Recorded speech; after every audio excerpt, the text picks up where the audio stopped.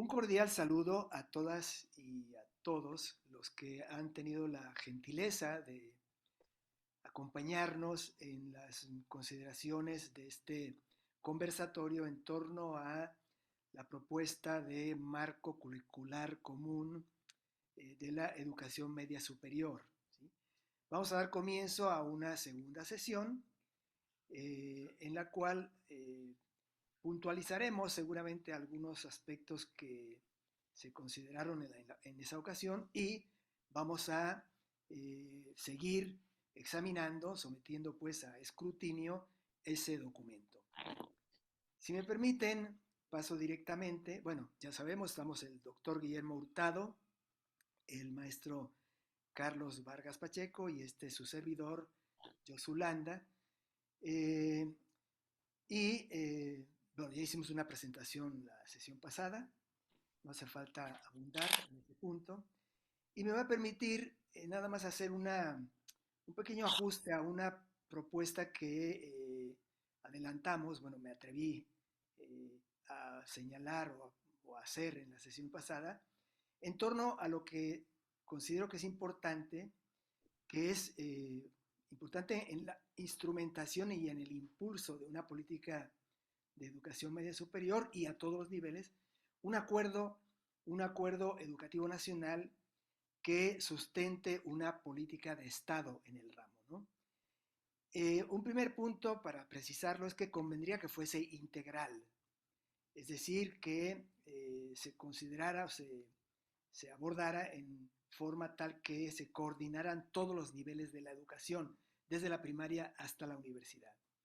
En segundo lugar, la justificación de esa propuesta, para decirlo rápidamente, iría por lo menos por dos vías, ¿no? Si alguien quiere agregar otra o incluso, por supuesto, cuestionar estas, obviamente está en todo su derecho. Primero, por la necesidad de definir una política educativa de Estado, ¿sí? Es decir, por la necesidad de rebasar las constricciones de lo que llamábamos el tiempo de la democracia, es decir, el tiempo sexenal. Una política de Estado, una política educativa de Estado que sea transeccional y de largo aliento. Y el segundo punto es que es necesario evitar que una política de esta naturaleza sea pasto, ¿verdad?, de reyertas ideológicas. En su ideario de base, entonces, esa política de Estado tendría que sustentarse claramente en el artículo tercero constitucional. Convendría además que participaran en ese acuerdo las respectivas instancias del gobierno, los sindicatos y gremios, los partidos, los representantes de la sociedad y de las comunidades académicas, y acaso vendría bien que esa conjunción cuajara en una instancia amplia y plural, un consejo consultivo o algo similar, de carácter permanente, con autoridad académica y representatividad política y social sustentada en bases teóricos, científicas y democráticas. Ese era el ajuste que quería hacer para su consideración. Sabemos que nada de esto es definitivo. Estas son primeras aproximaciones a esa propuesta, ¿no? Ahora, entrando ya, vamos a decir, en el curso de puntos que quedaron sin tocar o que se hicieron de manera muy de soslayo en la sesión pasada, eh, quisiera empezar por considerar algo que me parece de primera importancia en el aspecto teórico, y es que en el documento, a mi modo de ver, no se define con claridad la noción de libertad. Y es una noción que está cimentando una serie de aspectos de tipo programático, ¿sí? Convengamos que por libertad entendemos una autonomía ética que apunta a la deliberación, el pensamiento, la decisión y la acción que pueda ejercerse con responsabilidad y sin cortapisas heterónomas, sean legales o de imposición arbitraria o del tipo que sea. No hay en la fundamentación de este modelo curricular una definición clara en el sentido que sea, ni siquiera en el que ellos proponen, ¿no? De acuerdo con esto, entonces, de acuerdo con lo que acabo de decir, no me parece sustentable eso de hablar de una libertad superior a otra, ¿no? Una idea rigurosa del libre albedrío no admite una diferenciación de ese tipo, ¿no? No existiría una libertad neoliberal y otra colectivista o comunitaria, que es a lo que quiero llegar, ¿no? Como no puede haber, por ejemplo, una libertad delictuosa, aunque algunos hagan uso de su libre albedrío para perpetrar delitos, y otra libertad decorosa. En ambos casos se trata esencialmente de la misma posibilidad, solo que una opera en un campo con unos intereses economicistas y egoístas, las prácticas y sistemas de relación neoliberales, y el otro opera de acuerdo con compromisos e intereses comunitarios. Y en lo personal, pues yo sí estoy de acuerdo con que se haga un énfasis muy fuerte en esta orientación en contra de lo que ha significado una idea no solo de la libertad, sino de la vida, y ya lo dijimos la sesión pasada, ¿no?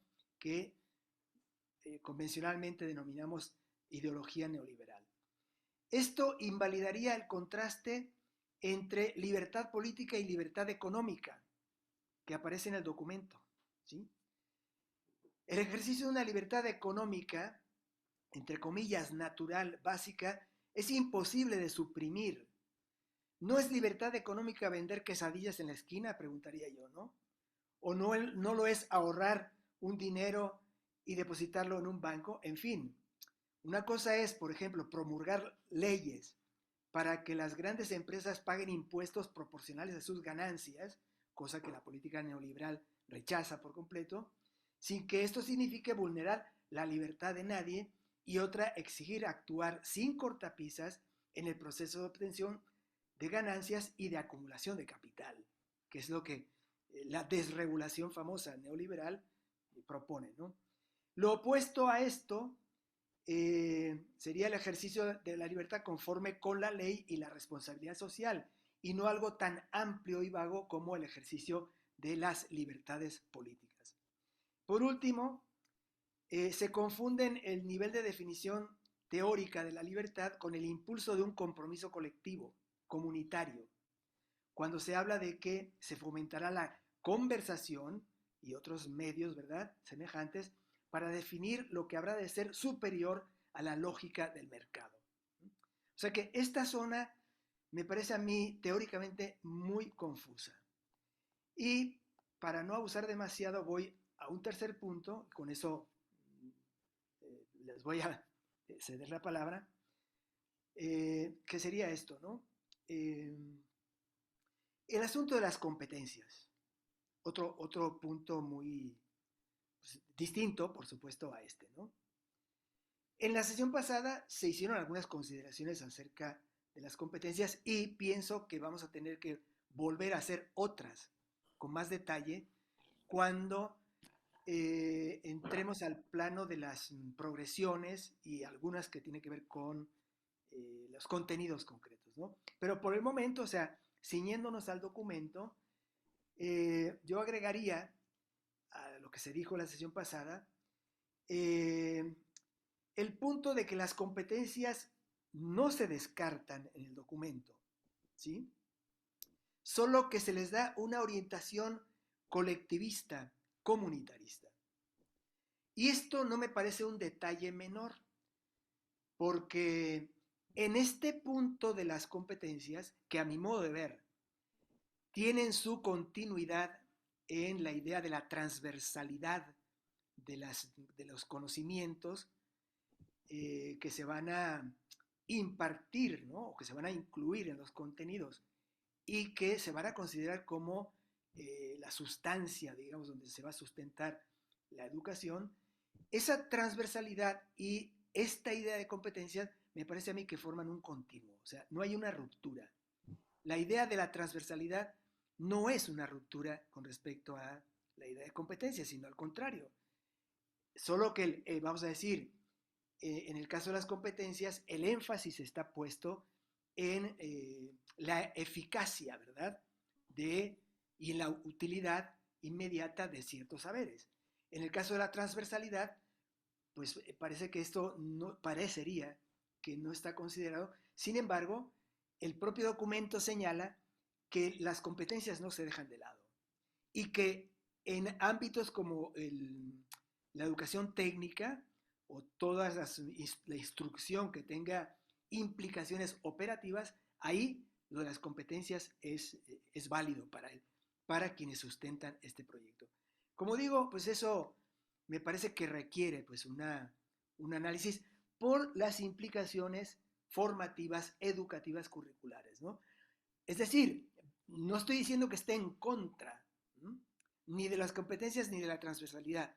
Simplemente es un asunto sumamente delicado en el que se decide la novedad del proyecto que está en juego. Lo dejo hasta aquí por el momento. No, primero qué gusto de estar otra vez aquí con ustedes, con mis amigos Josué Landa y Carlos Vargas. Y bueno, en esta reflexión, en este diálogo que estamos haciendo, que pues nos daría mucho gusto que otras personas también lo pudieran escuchar y que pues más adelante se integraran a este diálogo, pues de diversas maneras, ¿no? Quizá este es apenas una primera etapa del diálogo, quizá podríamos ir organizando algunas otras eh, instancias más en donde pudiéramos invitar a otras personas que estén interesadas. Josu dejó, sigue eh, dos temas que se quedaron un poquito, yo creo que de la vez pasada, del diálogo de la vez pasada. Uno es esta idea en la que todos convinimos acerca de la importancia de tener una especie como de pacto educativo nacional, ¿no?, en el que todos los actores políticos estuvieran de acuerdo acerca de ciertos principios muy básicos, eh, y que eso fuera pues la hoja de ruta de un proyecto educativo transeccional, ¿no? O sea, independientemente de los vaivenes, de las alternancias políticas o pues de los movimientos políticos que pudiera haber. El siguiente tema que toca es el de la libertad, el del concepto de libertad. Y el tercero es el tema de las competencias. Ese yo lo quiero dejar a un ladito porque quizá vamos a tener más tiempo para hablar de ello cuando veamos un poco con más de detalle de qué manera está armado el plan de estudios. O sea que me quiero concentrar más en los primeros dos, ¿no? Mira, jugando un poco el abogado del diablo, yo podría decir que desde el régimen se podría afirmar que ese pacto educativo nacional pues ya está hecho. Se hizo a principios de este régimen, de este gobierno, de este sexenio, dentro de el lugar en donde se supone que tiene que llevarse a cabo este tipo de diálogo, que es el Congreso, en la reformulación del artículo tercero constitucional.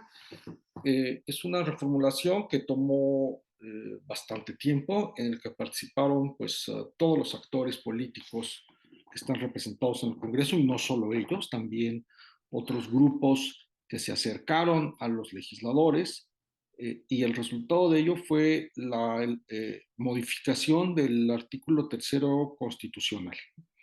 En una democracia constitucional, el artículo tercero constitucional tiene que ser la hoja de ruta de un modelo educativo que vaya más allá o que tenga o sea, un alcance más allá de un gobierno, dado que la Constitución pues, es un documento que está por debajo de los cambios políticos nacionales, ¿no? Y bueno, esa sería una respuesta que podría darse.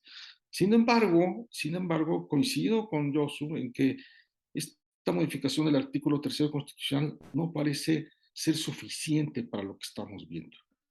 Y aquí esto me lleva a ciertas preocupaciones que he tenido yo respecto a esta reforma, a la reforma que ofrece el gobierno sobre pues de todo el sistema educativo nacional. Ellos hablan del proyecto del modelo 023, es decir, aquí cero estamos hablando de años en la vida de un niño, de un joven, ¿no? Lo que se pretende en el proyecto 023 es tener un concepto de educación integral, coherente, que vaya desde el jardín de niños hasta el último año de universidad. En realidad, aquí lo que faltaría en la reforma educativa del régimen es la reforma del modelo universitario. Llega hasta el bachillerato, es decir, sería 018. todavía, desde el momento que se está hablando del modelo 023, ya se está dando a entender que existe la pretensión, ¿no?, del régimen, que parece evidente que no se va a poder lograr en este sexenio, tendría que llevarse a cabo en el siguiente sexenio, dentro de lo que ellos consideran que es una transformación de México, que no se podrá medir en sexenios, sino que tendrá que tomar varios sexenios. O sea, este es un proyecto, el proyecto político de la 4T es un proyecto transeccional desde su definición, ¿no? Entonces, bueno, lo que decía es que esto da a entender que tarde o temprano vendrá también una transformación de la educación universitaria, ¿no? Como ya hemos tenido ahora, se está ofreciendo en la educación que va de educación, de jardín de niños hasta bachillerato, tendrá que venir eso, está en el horizonte. O sea, y aquí nadie podrá llamarse a sorpresa si de repente en el gobierno se convoca a las universidades, autónomas o no, a una reflexión para transformar el modelo universitario, porque está ya en la definición misma de lo que está esperando la 4T acerca de la renovación de la educación nacional. Entonces, pues sí, nos encontramos ante un proyecto que tiene pretensiones transaccionales. De eso la 4T va más allá de la lógica electoral en ese sentido. Y por lo mismo creo que podría responder, como ya dije, que ya se logró hacer ese pacto en la reforma del artículo tercero. Y decía, repito, que nos parece incompleto, nos parece que está faltando algo, ¿no? Eh, yo me acuerdo que a principios del siglo pasado, todavía en el finales del siglo XIX, los planes de estudio de la Escuela Nacional Preparatoria se discutían en el Congreso. Esto lo sé porque, bueno, hubo un debate a finales del siglo XIX, muy famoso en la historia de la filosofía mexicana, acerca del texto, del plan, del libro de texto que se iba a utilizar en la materia de lógica en la Escuela Nacional Preparatoria. Y entonces había unos que querían que el libro de texto fuera un libro de texto de orientación positivista, y otros que preferían otro tipo de libro de texto de inspiración krausista. Bueno, el debate llegó al Congreso y fue muy interesante, ¿no? Y bueno, ahora nos parece como muy raro que los diputados estuvieran discutiendo sobre los planes de estudio. Algunos dirían que bueno que ya no discuten sobre eso, imagínate, ¿no? ¿Qué tipo de discusión sería? Pero aquí lo que me parece que es interesante es cómo la discusión sobre contenidos y sobre orientaciones más específicas de la Escuela Nacional se llevó a cabo en el Congreso. En efecto, aquí tuvimos una discusión sobre el artículo tercero, pero me parece que resulta evidente que los lineamientos, los contenidos, muchos de los objetivos, los valores, los conceptos centrales que están en la reforma que está presentando el gobierno van más allá de lo que indica el artículo tercero. Aquí sería muy importante, creo yo, hacer una labor de comparación entre el texto del artículo tercero constitucional y los documentos de la reforma educativa que está ofreciendo el gobierno.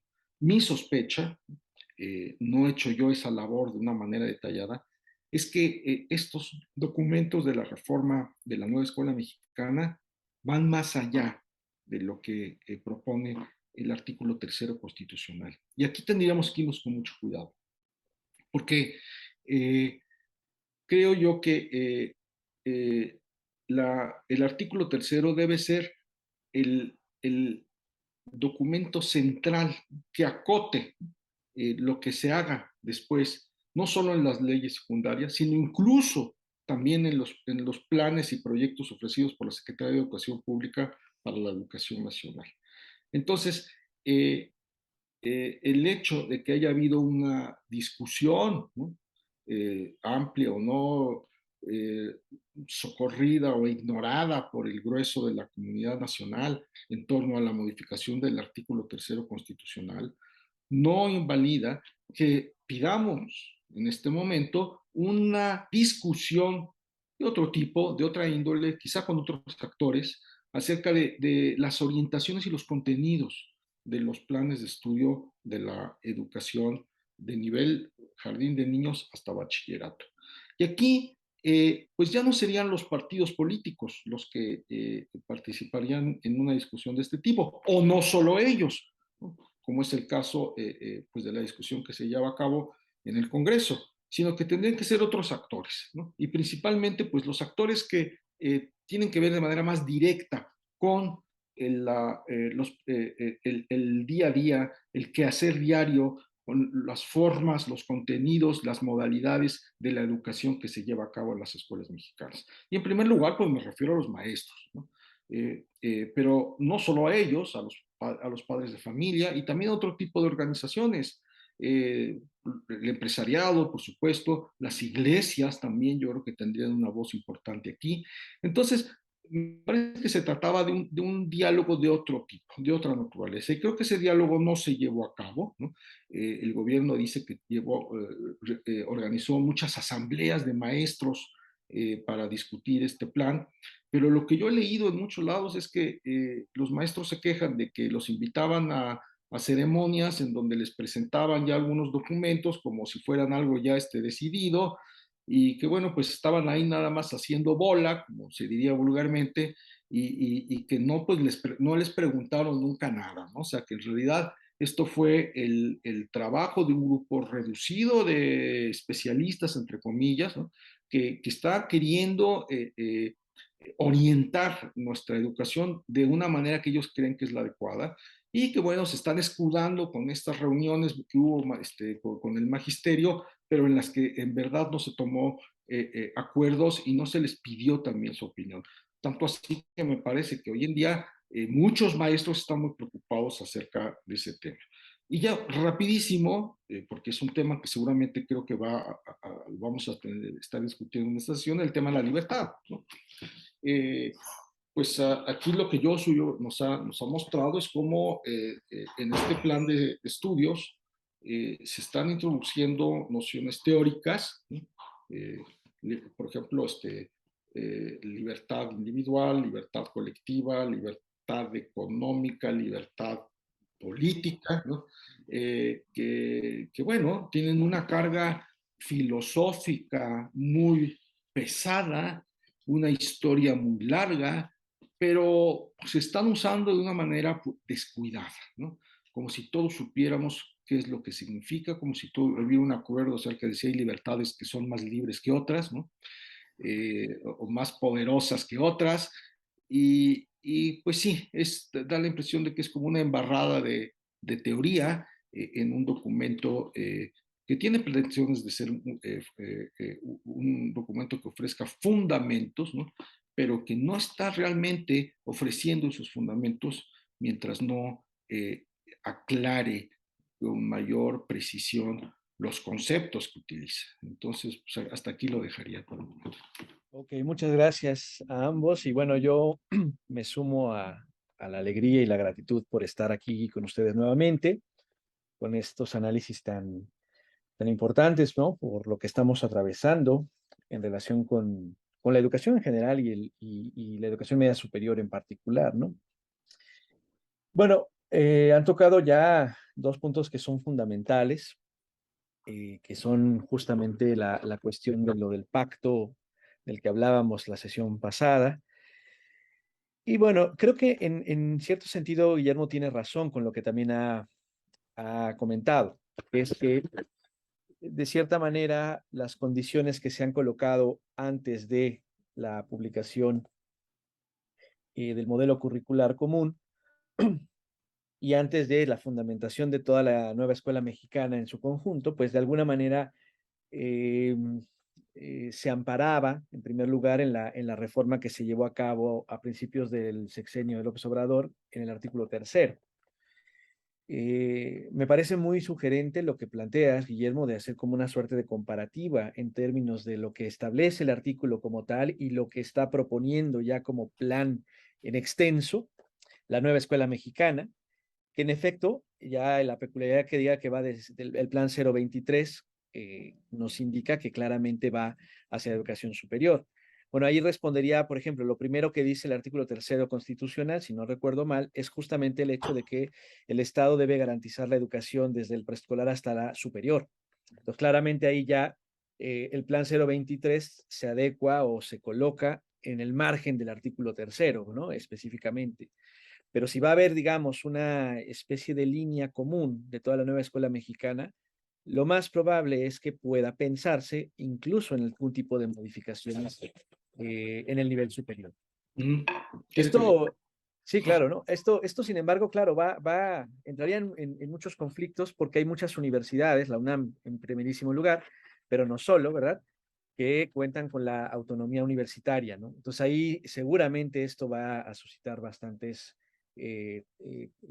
controversias, polémicas, discusiones, análisis en las universidades y ojalá que así sea en todo caso, ¿sí? Para que eh, se logre encontrar cómo resolver ese periodo. Claro, el Estado tiene total, digamos, eh, campo en el ámbito de lo básico, de lo medio y lo medio superior, porque aunque haya muchísimas escuelas, en realidad el único garante de esa formación es el Estado directamente. En el nivel superior, bueno, ahí ya tiene el problema de las autonomías, ¿no? Entonces, seguramente viene ya una discusión fuerte en este nivel muy pronto, ¿no? Veremos ahí, pero creo que es muy sugerente lo que planteas en ese sentido, ¿no? Em, a mí me parece que la, la reforma de la nueva escuela mexicana, como ya también habíamos analizado, y creo que también es algo que se nota en la modificación del artículo 3, es, bueno, ya decíamos, en un primer lugar, un tratar de salirse de la lógica que se llama neoliberal, por un lado, y por otro lado, hay una intención, al menos eso tratan de declarar en los textos, hay una intención por una suerte como de reivindicación de una conciencia social, de una conciencia histórica. Puede haber una lógica comunitarista, como ya comentaba yo hace un momento también. eh, y en esa medida parecería que tratan de transitar el modelo educativo eh, que tiene solo un tinte estrictamente eficientista, pragmático, a un modelo educativo que en principio genere una suerte de conciencia colectiva y por tanto una especie como eh, articulación social que sea más propicia para una vida de corte más bien comunitaria, efectivamente, ¿no? Lo que a veces me preocupa con eso, digamos, en principio suena muy bien, el problema está en que las condiciones del país son tan complejas que aunque suene el modelo tan viable, me preocupa mucho la diversidad de colectividades que de hecho pueblan al Estado. Y en esa medida, aun cuando pensemos una lógica comunitarista, la realidad es que el modelo tiende a ser unívoco también. Y en ese sentido, pierde de vista muchas veces las dimensiones específicas de las poblaciones que constituyen a la nación. Eso me parece que es un gran problema. Y aquí es en donde creo que conecto también con la reflexión en torno a la libertad, porque por supuesto que tenemos esta idea, me gusta mucho la idea de la autodeterminación ética de los individuos, pero creo que tampoco podemos olvidar, pues que de hecho en la sociedad mexicana, bueno, siendo congruente con lo que voy planteando, en las diversas comunidades o colectividades del país, em, esa autodeterminación de los individuos suele estar bastante mediada por muchos factores específicos. Las tradiciones de una determinada zona, una cierta identidad histórica que constituye a determinadas comunidades, la influencia de la religión en muchos sectores, las intenciones que tienen como comunidad de progresar, por lo tanto, la colocación de ciertos valores que ponderan frente a otros, etcétera. Entonces, creo que hay una serie de contextos que marcan decisivamente la constitución individual de las personas. Y por lo tanto, aun cuando ofrezcamos una idea de libertad suficientemente amplia como para poder albergar esto, puede llegar al momento de tratar de implementarse a suscitar las confusiones en torno a cómo se cómo se concreta la idea de la libertad en esta gran pluralidad que constituye a nuestro país. Entonces, pienso que en esa medida es difícil poder acabar por encontrar un concepto lo suficientemente dúctil que permita en ese sentido una implementación óptima. Y bueno, en esa medida podrían decirse o podrían decirnos incluso a nosotros que tal vez estamos cayendo en algo semejante a la propia propuesta, que es dar como conceptos demasiado generales que tal vez no logran aterrizarse suficientemente en la realidad concreta del país, ¿no?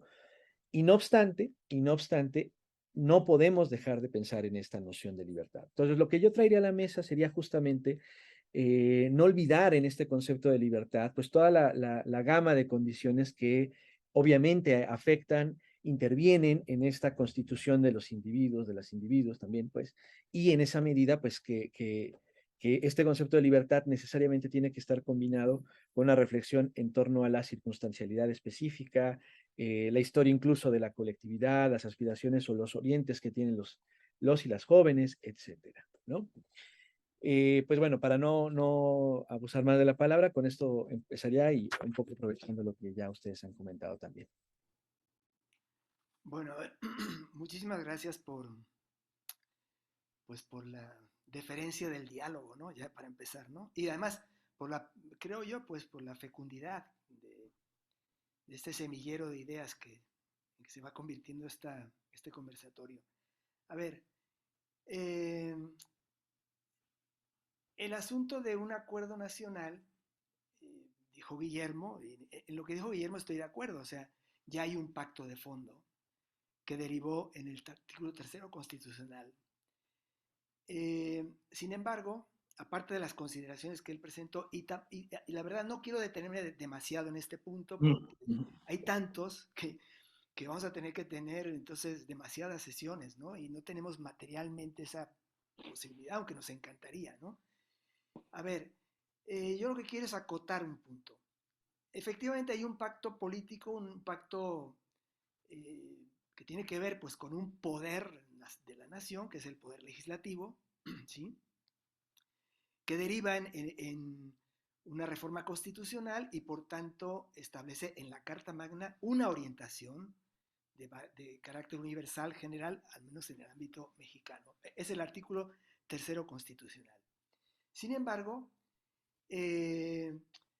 yo no pienso, no estoy tan seguro de que falten cosas ahí en términos de una orientación general, de una política de Estado. A mí lo que me importa es definir una política de Estado, ¿sí?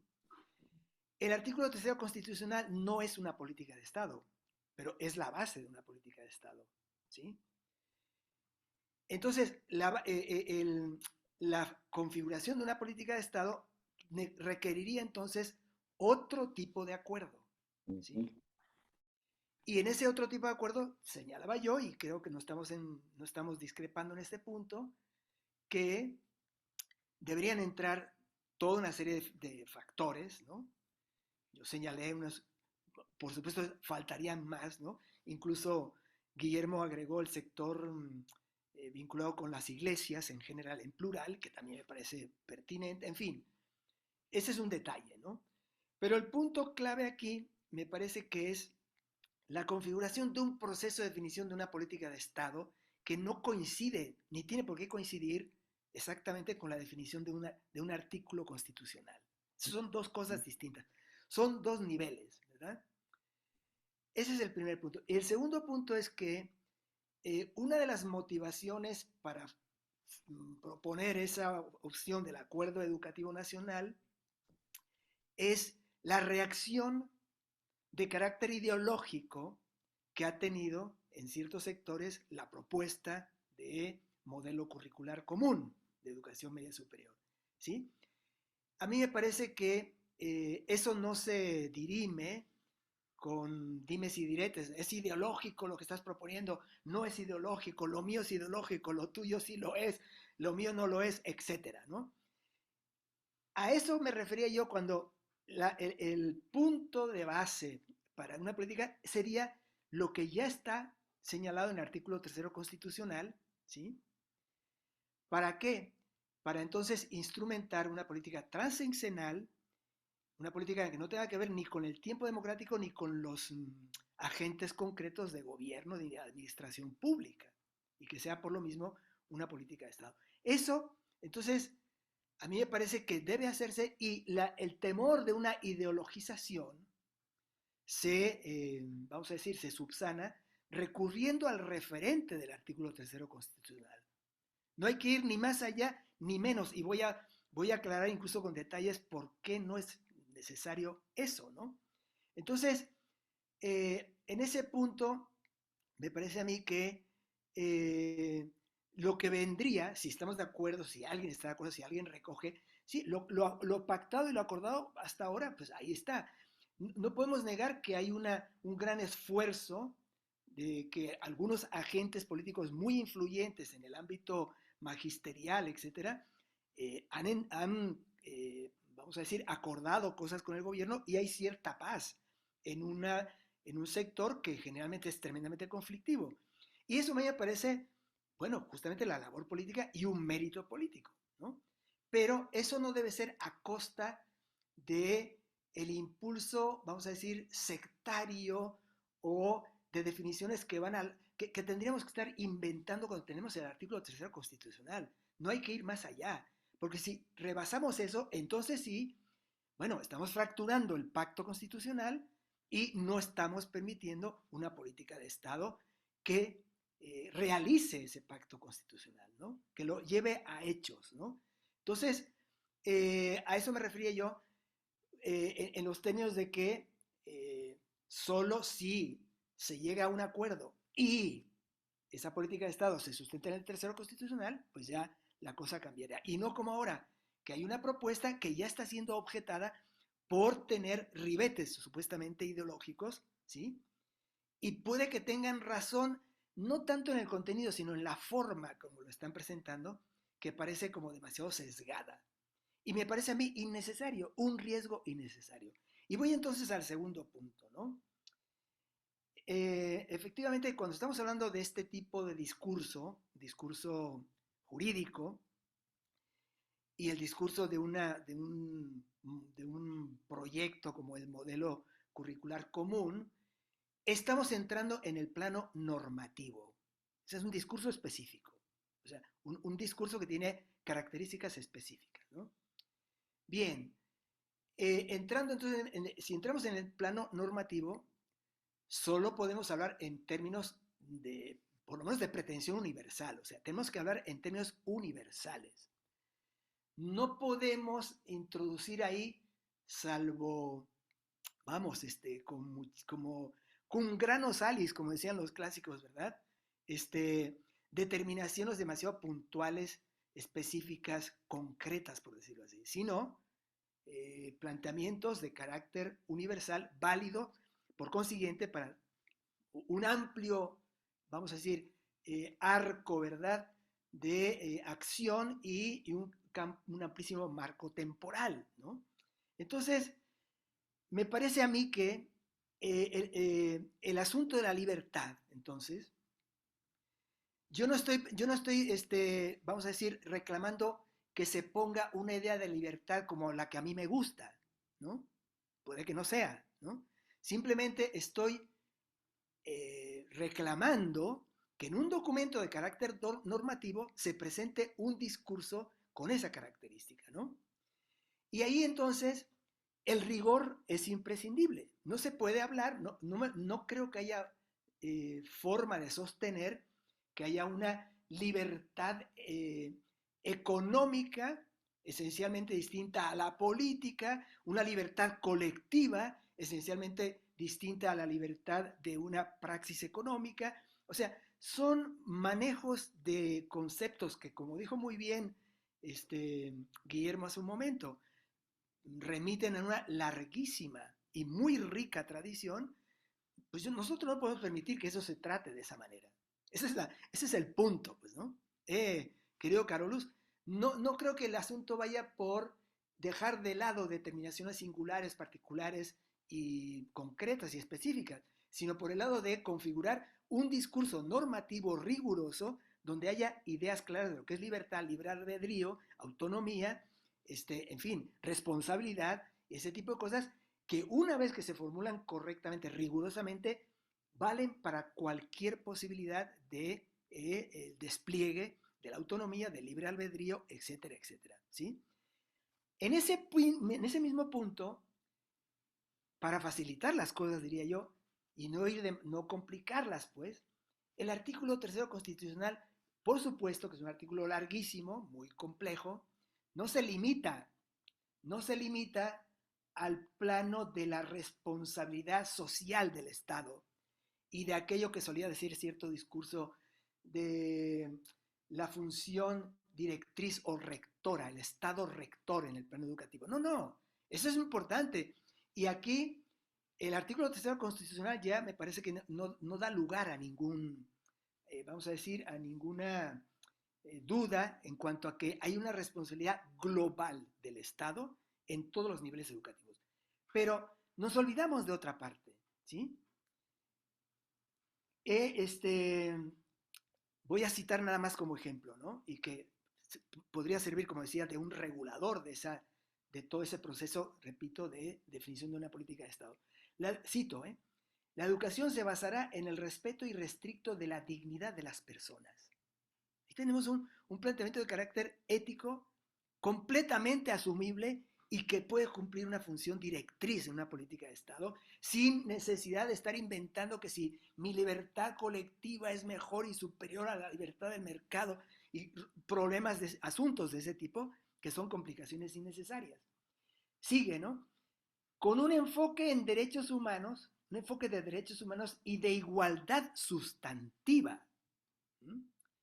Tenderá a desarrollar armónicamente todas las facultades del ser humano y fomentará en él a la vez el amor a la patria, al respeto a todos los derechos, las libertades, la cultura de paz y la conciencia de la solidaridad internacional en la independencia y en la justicia. Promoverá la honestidad, los valores y la mejora continua del proceso de enseñanza-aprendizaje. Bueno, yo creo que ahí tenemos, o sea, alinderado, ¿verdad? Un campo que no tiene por qué llevarnos a otras cosas que podrían suscitar, que de hecho están suscitando, confrontaciones, no sé si de buena voluntad o no, eso no lo puedo determinar ni me importa, pero confrontaciones que obstruyen, que enturbian, que dificultan las cosas. En concreto, entonces, esa sería la propuesta, o sea, un acuerdo nacional sustentado en estos términos y un discurso, digamos, normativo en relación con temas como la libertad, que sea riguroso y que sea de valor universal, teóricamente bien fundado, ¿no? Bueno, para no cebarnos, digamos, con esos puntos, porque si no, nunca terminaríamos, si me permiten, voy a pasar a otro aspecto, también polémico, ¿no? En la fundamentación, ¿no? Es el raciocinio relativo a lo que podríamos llamar el valor de la eficiencia. Está en la página 9 de la fundamentación, ¿sí? Que a mí me parece pues manejado de una manera demasiado equívoca, ¿no? E inconsistente, ¿no? Es decir, no sé qué bronca se tiene con respecto a la eficiencia, ¿sí? De forma tal que resulta sospechoso exigir eficiencia. O peor todavía, peor que eso. Resulta que exigir eficiencia puede ser la manifestación de una connivencia o de una aceptación del discurso neoliberal, que si alguien lo necesita saber, en lo personal rechazo desde hace muchísimo tiempo, ¿sí? Entonces, yo creo que volvemos al punto, ¿no? Por ejemplo, exigir desde los derechos civiles de los contribuyentes y desde los principios éticos más sólidos, ¿no? Una adecuada correspondencia entre metas y medios, que eso es lo que significa, a fin de cuentas, la noción de eficiencia, no es un desideratum neoliberal, ni es sostenible un vínculo de necesidad entre neoliberalismo y eficiencia. Al contrario, sabemos que la lógica del capitalismo, yo prefiero hablar de ultraliberal, ¿sí? Suele potenciar demasiadas situaciones de ineficiencia destructiva. O sea que esa vinculación de neoliberalismo y eficiencia me parece pues demasiado errónea, ¿no? Bien, eh, y digo, para continuar con otro punto, o sea, señalando pues las piedras que están en el camino, tenemos otro que es la insistencia declarativa, ¿no? Una insistencia declarativa sin más, ¿no? Sin una profunda y sólida educación ética, cosa que no se logra con simples declaraciones de intención eh, que podrían favorecerla, en una educación para el bien común, ¿sí? Esto va un poco por las determinaciones que decía Carlos hace un rato, ¿no? O sea, por un lado, se está fomentando una educación por el bien común, y lo que estoy señalando es que no basta con esas declaraciones, ¿sí? Cuando lo que tenemos es un contexto económico, político, capitalista y raigalmente individualista. Lo cual entonces, o sea, la confrontación entre una realidad en la que imperan estas ideas de las cosas, ¿no? Y de visiones del mundo, con lo que tú estás proclamando en la educación, puede dar pie, digamos, a casi una especie de un cuadro social esquizoide. La verdad, mi experiencia personal, si lo comparamos, por ejemplo, con otras comunidades, ¿no? Incluso dentro del propio país, ¿no? Comunidades que son fuertemente solidarias, que impulsan en los hechos sin saber teorías de nadie, como Sandel, que decía Guillermo el otro día, ¿no? Sin saber teóricamente qué es comunitarismo, son comunitaristas, ¿no? Pero si uno va a los grandes núcleos urbanos del país, donde se concentra la enorme mayoría de la población, de la demografía mexicana, lo que persiste es una situación de individualismo, de falta de conciencia y de insolidaridad verdaderamente pasmosas, ¿no? ¿Sí? O sea, no hay forma de encontrar conciencia social ni siquiera en los que están vendiendo quesadillas en las esquinas por sus pistolas, ¿no? Porque ellos decidieron un día, ¿no?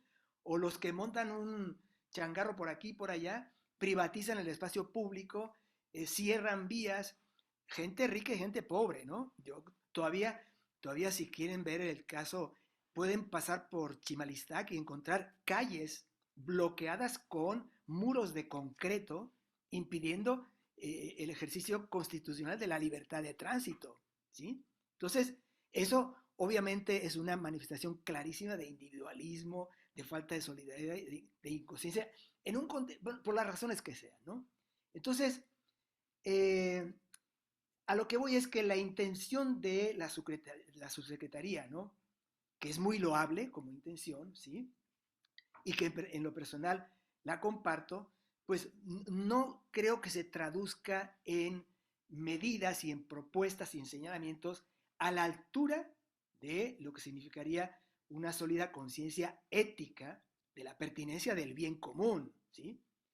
O sea, porque eso mismo está muy débilmente asimilado por pues, la mayoría de la gente que nos rodea, por lo menos en las grandes ciudades de México, que son las que tienen mayor concentración humana, ¿no? Y que en principio, me parece a mí, no debe ser vulnerado por intereses particulares de ningún tipo, ¿sí? Ni de abajo ni de arriba, ¿bien? Entonces, el impulso de esa conciencia ética rebasa los límites de la educación media superior, aunque, por supuesto, la educación media superior debe poner de su parte, ¿no? Claro, como este discurso concierne a ese ámbito, se permite que se refiera a eso. Pero nosotros también deberíamos exigir que se tenga en cuenta que no basta con eso y que tiene que ser desde la familia, la escuela, instancias de muy diversa índole, ¿verdad? En función de una conciencia, repito, del bien común, que es lo menos que se promueve aquí, ¿no? Bueno, dejo estos dos puntos eh, distintos a los que veníamos considerando, sin que eso signifique que los demás puedan volverse a considerar, no hay problema, ¿no? ¿Sí? ¿De acuerdo? A ver, me gustaría decir algo, si me permiten. Rapidísimo. Mire, y un poco, pues sí, avanzando, ¿no? Sobre estos nuevos puntos que estás planteando. En relación con la eficiencia y el neoliberalismo, yo lo que observo es que, coincido contigo, no hay, de hecho, una relación de necesidad o de inevitabilidad entre un concepto y otro, ¿no? Quizá haya cierta implicación, evidentemente, entre eficiencia y neoliberalismo, pero no que todo neoliberalismo se pueda reducir a eficiencia. Y me parece que eso es lo que a veces tienden a colocar en la crítica hacia el neoliberalismo precisamente, y particularmente en el terreno educativo, que parecería que la educación neoliberal opta por asumir que la eficiencia es inevitable o inequívocamente neoliberal y además de todo es el único criterio de la formación, ¿no? Entonces, ante esta idea reductiva, en el fondo es contra la que parece postularse la propuesta, pero yo estaría de acuerdo contigo en que en realidad tampoco la manera en la cual se está tratando de salirse de esa idea ayuda a esclarecer que la necesidad entre neoliberalismo y eficiencia no es tal como se estaba planteando. Y por lo tanto, la crítica no puede negar en absoluto la eficiencia, ¿no? Porque en efecto tenemos que ser eficientes en tanto que personas que habitamos en el mundo, ¿no? Así de sencillo, ¿no? Bueno, entonces creo que el tema es ese, que el problema de la confusión fundamental está en esa reducción que se suele hacer entre estos dos conceptos. Y bueno, con el asunto del bien común y el contexto global que decías hace un momento, es que justo por ahí iba yo también hace rato que hablaba de la cuestión de la libertad y los contextos. Es decir, me parece que los proyectos como el del marco curricular común del bachillerato, que claro,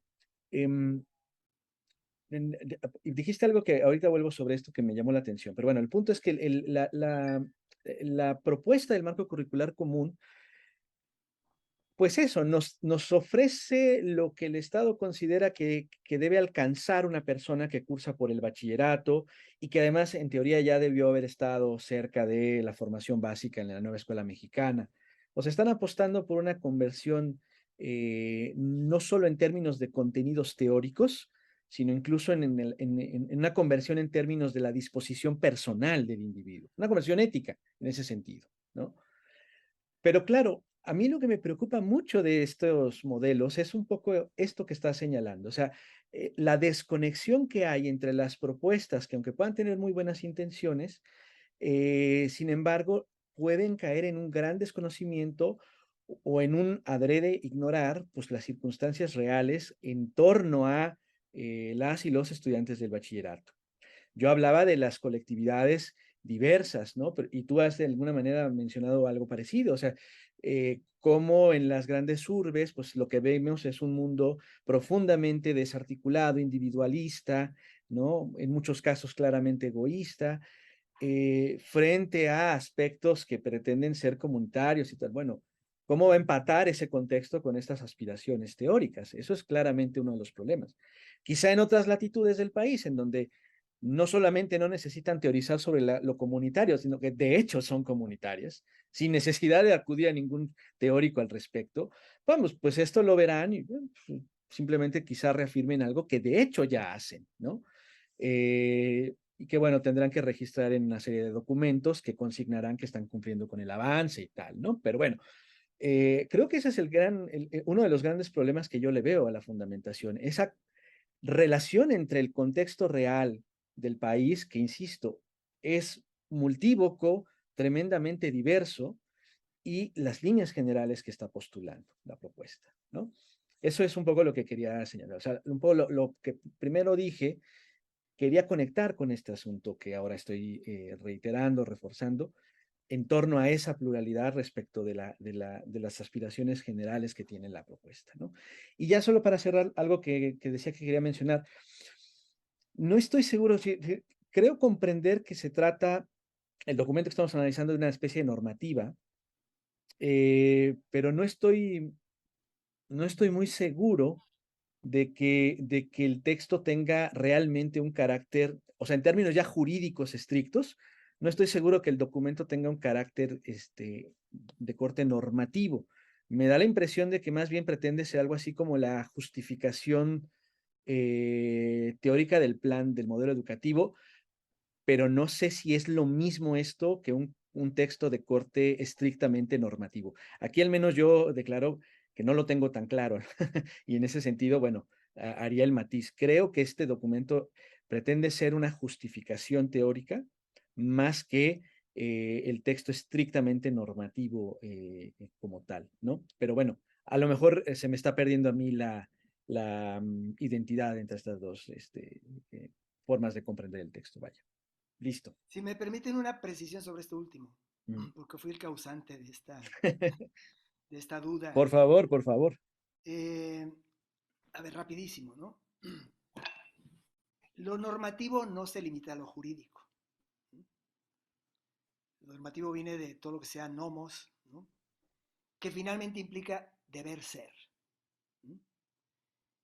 ¿Cómo se formule un deber ser? ¿Sí? Depende que sea en un código, que llaman, por ejemplo, el derecho positivo, cuando tú transcribes, incluso elaboras por escrito, ¿no?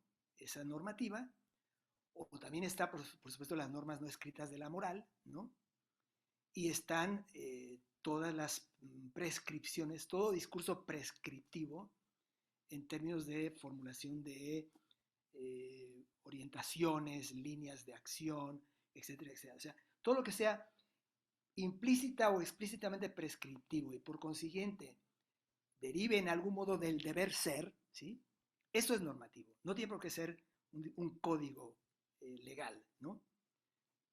Ni un decálogo de nada, del derecho positivo, ni tampoco un haz de normas de carácter moral no escrito, ¿sí? Desde ese punto de vista, este documento, que es el que funda un proyecto educativo, tiene un carácter, ¿no? Y un sentido normativo, desde ese punto de vista amplio, ¿no? ¿De acuerdo? Perdón. No, perfecto. De hecho, me viene muy bien que lo aclares. Me parecía que justo trataba así de decirlo de esa manera. Lo que ocurría es que me daba una cierta confusión porque parecería que en el lenguaje político y estrictamente el jurídico la palabra normativa se emplea en este otro sentido más restrictivo, ¿no? Más de ley estrictamente hablando, ¿no? Pero creo que en ese sentido, ya que lo has aclarado, bueno, es bastante claro que es una normatividad, ¿no? Y tu pregunta permitió que hiciera la aclaración. Muchas gracias, querido Carlos. ¿No? Muy bien. Guillermo, Guillermo. ¿quisieras? Sí, qué importante es en la filosofía aclarar las palabras, ¿no? Tanto así que, por ejemplo, en la corriente de la filosofía analítica, el ejercicio del esclarecimiento del significado de las palabras se ha considerado pues la tarea primordial de la filosofía, ¿no? El método fundamental. Eh, yo quisiera regresar un poquito a lo de la libertad, ¿no? Me quedé un poquito todavía pensando en la libertad, pero luego a ver si toco otro tema de los que tocó Josu también y Carlos.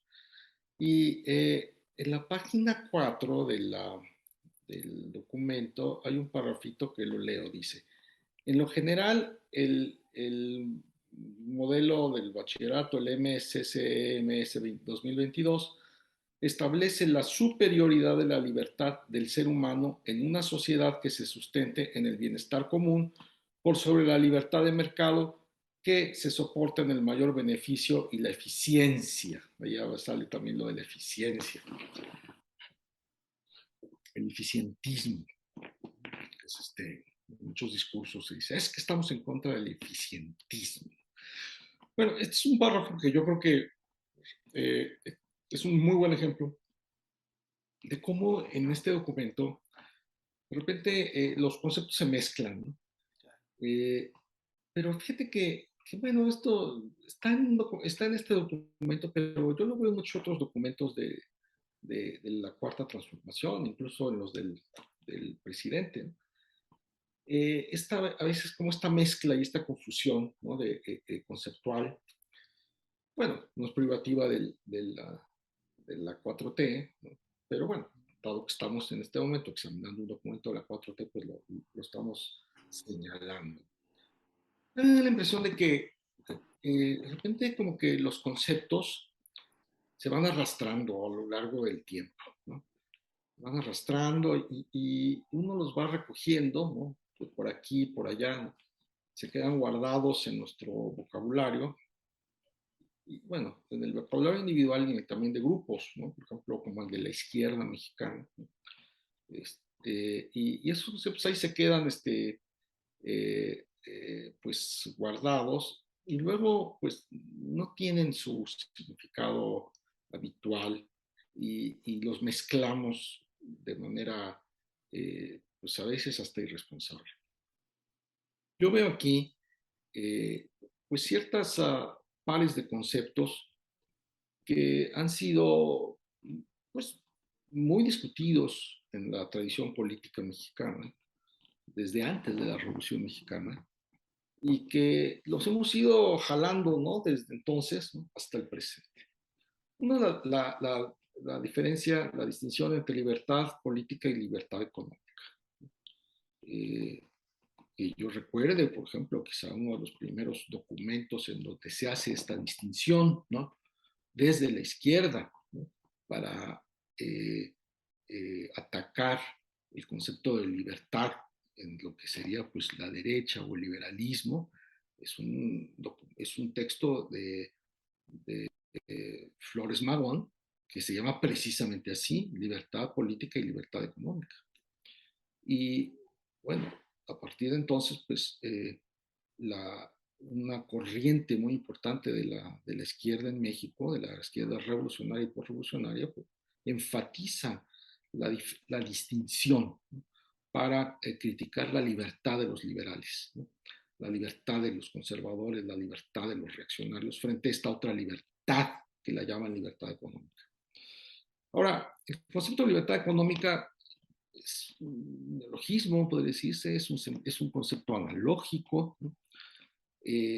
Pero bueno, es un concepto que ya tiene un certificado de uso en el discurso político nacional, ¿no? Lo que pasa es que, claro, hay que aclararlo, ¿no? Y sobre todo en un texto como este, que es un texto de fundamentos, y en un texto escolar, ¿no? Digo que no escolar, pero que tiene pretensiones de determinar cómo será la educación que se den en las escuelas. Luego está la distinción también entre libertad individual y libertad colectiva. Que de nuevo, alguien podría decir, es algo semejante, ¿no? Parecería que el concepto de libertad colectiva es un concepto analógico, porque la verdadera libertad es la libertad individual. Pero de nuevo, la libertad colectiva es un concepto que se usa también en los movimientos de izquierda, contrarios a la libertad individual burguesa, ¿no? Curiosamente, creo que aquí, en el caso del documento que estamos examinando, el concepto de libertad colectiva no es el concepto de la vieja izquierda marxista del siglo pasado, ¿no? O sea, no es una distinción entre burguesía y proletariado, ¿no? Sino, como de alguna manera quizá la hubo en algún momento en México en el discurso educativo, por ejemplo, hacia al inicio el comienzo del sexenio de Lázaro Cárdenas, cuando lo que se buscaba era la colectivización de la sociedad mexicana, incluyendo a la escuela, ¿no? Frente a un concepto individualista burgués que se suponía que debía dejarse atrás. Aquí, pues no es eso, ¿no? O sea, no estamos hablando del proletariado frente a la burguesía, estamos hablando de otra cosa, porque ya no nos queda muy claro qué es, ¿no? Y entonces viene el concepto de libertad comunitaria. El concepto de libertad comunitaria no es el mismo que el concepto de libertad colectiva, porque aquí el concepto de lo comunitario, de lo común, tiene otra historia, ¿no? Y tiene otra historia que pues, se remontaría en México, pues por lo menos hasta los años 70, cuando se empezó a hablar dentro de la antropología mexicana, ya no de una identidad nacional homogénea, sino de una identidad nacional conformada por distintas comunidades. El proyecto de unificación de la postrevolución se deja a un lado. Por ejemplo, el proyecto de unificación, que tiene una dimensión muy importante en la educación, se buscaba que la educación, la escuela fuera un centro, un espacio de unificación nacional, el mismo idioma, el español, los mismos símbolos, la bandera, los mismos textos, el libro de texto gratuito. Aquí lo que ya desde los años 70, desde la nueva antropología mexicana, empezamos a decir que México debía verse como una nación multicultural, y que debíamos respetar pues, las diferencias de las comunidades que integraban a México. Entonces, no es como en los años 30 la diferencia entre libertad individual y libertad colectiva, una diferencia entre individuo y la totalidad de México, sino la diferencia entre las distintas formas de ser mexicano, las distintas comunidades, que sobre todo esto tiene importancia en las comunidades indígenas. Claro, viene la pregunta entonces, ¿qué pasa con la enorme mayoría de los mexicanos que viven en ciudades, que no vivimos en comunidades indígenas, que no tenemos una comunidad de origen como esa, ¿no? Ahí, ¿cuál es la comunidad?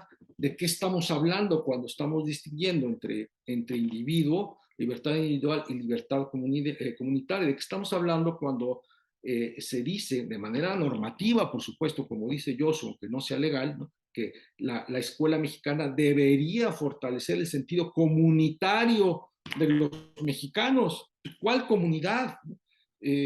La comunidad yo que vivo en la Ciudad de México, bueno, la comunidad de Coyoacán, del barrio, de la Ciudad de México, en fin, ¿no? Esto tampoco es nuevo, ¿no? Cuando se adoptaron las ideas de John Dewey en México por ahí de los años 30, pues se buscó precisamente que la escuela, sobre todo la escuela rural, fuera un agente comunitario, ¿no? Es decir, que la escuela no estuviera, fíjense que la metáfora esta de escuela abierta, escuela cerrada, que también está en el documento, de algún modo estaba presente. A ver, hay una idea de escuela cerrada que es como una cápsula, ¿no?, dentro de cualquier comunidad, totalmente aislada de la comunidad, impermeable, y son las mismas, ¿no? Entonces la escuela en la Sierra Tarahumara, la escuela en Yucatán y la escuela en la Ciudad de México iban a ser cápsulas herméticas, ¿no?, que iban a funcionar exactamente igual. Lo que está diciendo, no puede funcionar, no queremos que funcione así, no debe funcionar así. Aquí está el debe, que es el debe normativo, ¿no? La escuela tiene que ser abierta, tiene que estar abierta a la comunidad, tiene que ser receptiva de los problemas, de los intereses, de las realidades de la comunidad. Eso es lo que buscaba la escuela deweyana en los años 30, y que Vasconcelos, por ejemplo, pensaba que era que era una barbaridad. Vasconcelos, en su libro de Robinson Odiseo, uno de los grandes libros de la pedagogía mexicana del siglo XX, un libro muy conservador, decía que la escuela debía ser cerrada, debía ser una cápsula, ¿no?, donde los niños no tuvieran que ver con su ambiente. Dice, pues, el ambiente de la comunidad lo tienen cuando salen a la calle, juegan, en fin, la escuela tiene que ser otra cosa, la escuela tiene que ser realmente una cápsula que los transporte por fuera de su comunidad, que los saque de la comunidad, que los lleve, por ejemplo, diría Vasconcelos, hacia las dimensiones universales del ser humano. Entonces, tampoco es nuevo esto de la escuela cerrada y la escuela abierta, es algo muy viejo, o sea, ya en México lo hemos tenido ya desde hace mucho tiempo, y no tiene que ver realmente tanto, yo diría, entre una escuela de izquierda y una escuela de derechas, ¿no? Aquí, claro, la idea es una idea política que está detrás, ¿no? De que el ciudadano mexicano tiene que ser un ciudadano integrado a su comunidad, y que eso es la verdadera democracia. Es decir, que la democracia genuina es la democracia comunitaria frente a la democracia liberal individualista. Yo creo que eso es lo que está detrás de este discurso. Y aquí, por ejemplo, pues no lo citan, pero pudieron haber citado. Yo no sé por qué el único filósofo que citan es a Michael Sandel, ¿no? O sea, del que ya hemos estado hablando. ¿Por qué no citan a un filósofo mexicano, a Luis Villoro, que habló precisamente de la dimensión comunitarista de la democracia, y cómo frente al modelo que él criticaba, el modelo de democracia representativa liberal, había que propiciar en México una democracia comunitaria, en donde el agente político se entienda dentro de su propia comunidad? Y eso estaría pues muy bien, y yo creo que es interesante, y ya con esto acabo, sería algo que nos permitiría combatir el individualismo de los mexicanos, porque se dice que los mexicanos somos muy comunitaristas, somos muy solidarios, ¿no? siempre se habla, por ejemplo, de, ya ven, cuando los terremotos y los desastres naturales, los mexicanos jalan parejo y están, ¿no? Y cuando les gustan mucho las fiestas comunitarias y participan en todo eso, pero por otra parte, como bien señala Yosu, en algunas cosas no somos tan cercanos a la comunidad, al contrario, ¿no? Somos terriblemente individualistas y egoístas. Cuando yo recuerdo por ahí una encuesta que se hizo en la revista Nexos hace como unos, que será 10 años, en donde precisamente lo que se buscaba era tratar de entender hasta qué punto los mexicanos eran individualistas o colectivistas. Y lo que salió fue ni uno ni el otro. De repente, para los mexicanos la familia es muy importante, eso sí, ¿no? Pero el barrio ya no tanto, ¿no? O sea,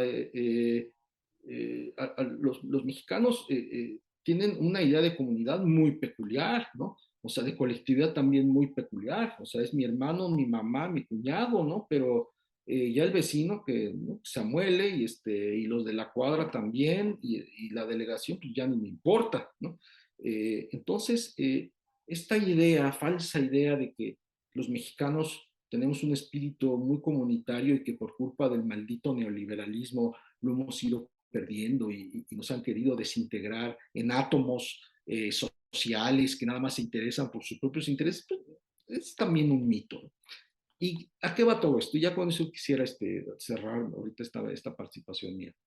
Este documento, yo creo que es algo que vamos a ir encontrando en repetidas ocasiones, maneja conceptos que se han ido arrastrando en el discurso político y en el discurso educativo y que no se juntan y se mezclan con una enorme falta de rigor.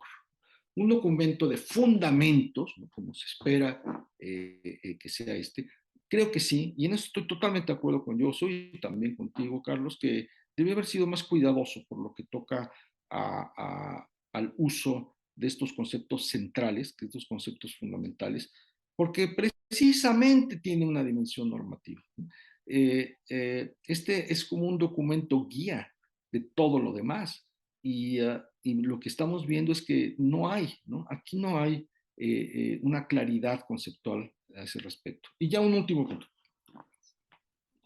Será interesante más adelante, cuando discutamos ya los contenidos más específicos, las llamadas progresiones, que no nos olvidemos de este documento de fundamentos, porque así como decía que hay que comparar, por ejemplo, el artículo tercero con todos los documentos de la reforma educativa, sería interesante comparar el documento de fundamentos del que hemos estado hablando ahorita con las inclinaciones, las tendencias, las orientaciones ideológicas, porque claro que hay orientaciones ideológicas de las progresiones, y en una de esas, lo que yo también me estoy sospechando desde ahorita es que no vamos a encontrar tanta coincidencia, que lo que hay en las progresiones, ¿no?, es una línea ideológica que no es exactamente la misma que la que se esboza en este documento de fundamentos.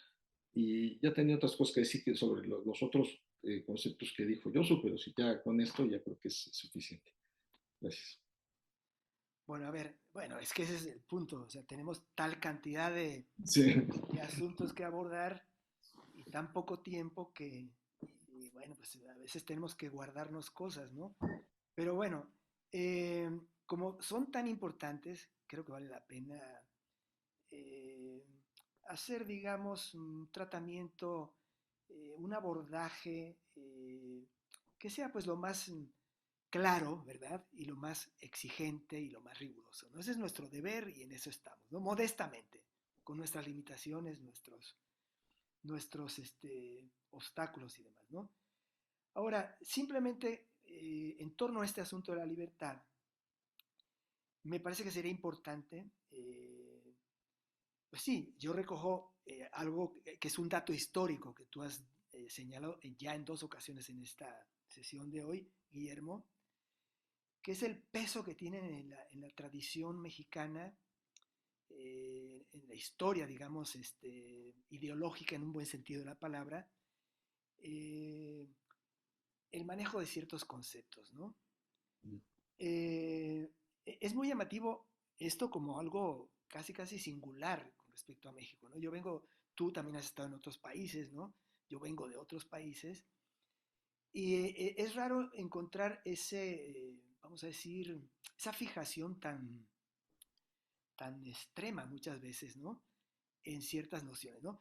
Ese punto fue lo que postergó por décadas la refundación o fundación, mejor dicho, si seguimos el espíritu de Justo Sierra sería fundación de la Universidad Nacional de México, posteriormente Universidad Nacional Autónoma de México, ¿no? En esas discusiones a que te referiste, ¿no? En la década de los 80 del siglo XIX, la gran pugna era no solamente entre positivismo y krausismo, sino entre positivismo y lo que ellos llamaban espiritualismos diversos, ¿no? En el que el krausismo sería una opción, que eran el reflejo de lo que estaba pasando en el mundo en ese momento. Pero a lo que voy es, ¿no? A cómo, por ejemplo, un positivista de hueso colorado, como decía Sierra, ¿no? Que era Agustín Aragón. Aragón, torpedeó por completo, ¿sí?, la iniciativa de la fundación de la universidad en la década de los 80 del siglo XIX. Y hubo que esperar a que de refilón sucediera en el año 10, ¿no? Y después tenemos, entonces, al que voy es eso, ¿por qué no se puede crear una universidad? Porque universidad significa medioevo, significa colonia. Y entonces, si tú fundas una universidad, eres un reaccionario, eres un conservador, eres un retrógrada, etcétera, y estás en contra del progreso y el orden y todo lo que era el positivismo, ¿no? Ese esquema aquí pesa demasiado, siempre es así, ¿no? Y junto a eso está el principio de autoridad, ¿no?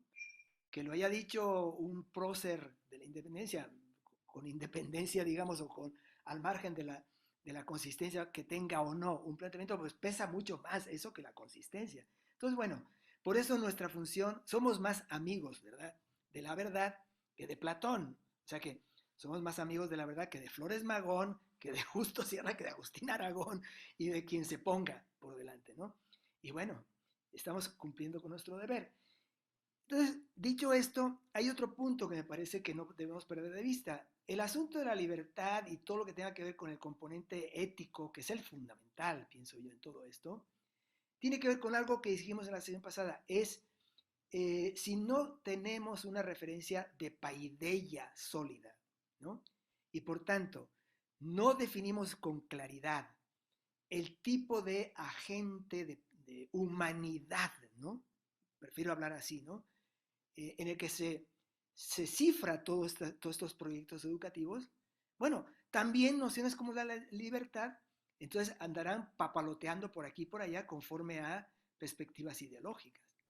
Entonces, perdonen que hoy esté tan insistentemente constitucionalista, pero recurro al artículo 3 constitucional porque a mí me parece que es la referencia que puede permitir el encuentro, que es lo que a mí también debe preocuparme como filósofo, ¿no? A todos nosotros, ¿no? ¿Sí? ¿Dónde podemos concordar? ¿Dónde podemos concertar? ¿Dónde podemos llegar a un punto en el que el diálogo resulte en algo aceptable en términos convenientes, no en términos de imposición, ¿no? Entonces, si nosotros definimos un tipo de persona, por llamarlo de una forma, un tipo de humanidad, pues entonces eso permitirá pensar en de qué hablamos de libertad, ¿sí? Porque si yo defino, y para esa definición el tercero constitucional nos ayuda, ¿m? Nos ayuda.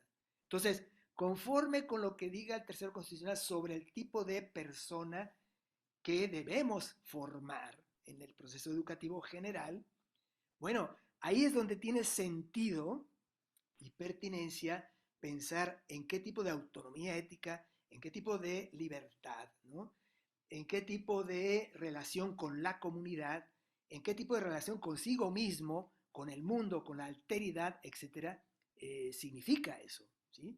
Entonces, ahí está, ahí hay un punto que es una exigencia, ¿no? El aspecto de la paideia, el aspecto del ideal de humanidad en el que debemos sustentar cualquier proceso, incluyendo esto, ¿no? Y otro problema que tenemos es que, a propósito de lo que decías, Guillermo, de cómo se arrastran nombres, palabras, conceptos, nociones, que además no solamente es un problema de México, ¿no? Es un problema general también, ¿no? O sea, hablamos de política tan tranquilamente, cuando en realidad no hay polis, ¿sí? Esto parece una perogrullada, esto lo podría firmar perogrullo, ¿no? ¿Sí? Pero lo estoy diciendo para llamar la atención de cómo las palabras nos pueden estar enredando e incluso hasta traicionando. Entonces, hablar de comunidad donde no hay comunidades, ¿sí? Es algo que entonces nos debe inducir a pensar cómo abordar un desideratum importante que es el de la vida comunitaria. Estoy de acuerdo con eso. Yo estoy en contra del egoísmo, estoy en contra del homo economicus, la reducción absolutista al hombre a economía. Soy más bien, tengo una idea de lo humano mucho más rica en movimiento, en dinamismo, en realización, en proceso de conformación, en proceso de formación. Esa es mi idea de lo humano, ¿sí? Y en eso desempeña un papel extraordinario, vamos, insuperable, inevitable, insoslayable, la relación con la alteridad. Alteridad humana, alteridad natural, alteridad social, ¿sí? Entonces, bueno, aquí a lo mejor el punto es, podría ser a lo mejor dos cosas, nada más para elementos de reflexión. Uno, que es el de la relación, vamos a decir, bidireccional de un factor con respecto al otro. Es decir, que la educación cree comunidad, ¿no? Y como decías tú muy bien, eso no es nada nuevo, tú, Guillermo, ¿no? O sea, no es nada nuevo, esos son planteamientos que vienen de mucho tiempo atrás, con otra perspectiva, por supuesto, con otra perspectiva, también hay que decir eso, ¿no? Pero sí, que la comunidad, que la educación, las instancias educativas, los procesos educativos, los sistemas de relación humana educativos generen comunidad, ¿no? Pero a su vez, el propio orden, vamos a decir, del espacio público, ¿sí? Debe ir configurándose y posibilitando por vía de las instituciones, de la ley y de instancias de todo tipo, la configuración de vida comunitaria, si no de comunidades al menos, de relación entre personas, conformando comunidades. Y esto lleva al otro punto. O sea, primero está esta relación bidireccional y el otro punto es el punto de la pluralidad, ¿sí? La pluralidad. Es decir, no caer en una polarización más de tantas que hay, ¿no? ¿Sí? Entre individualismo y colectivismo, ¿no? Comunitarismo y, no sé, formas de relación egoístas y tal. No, no, no.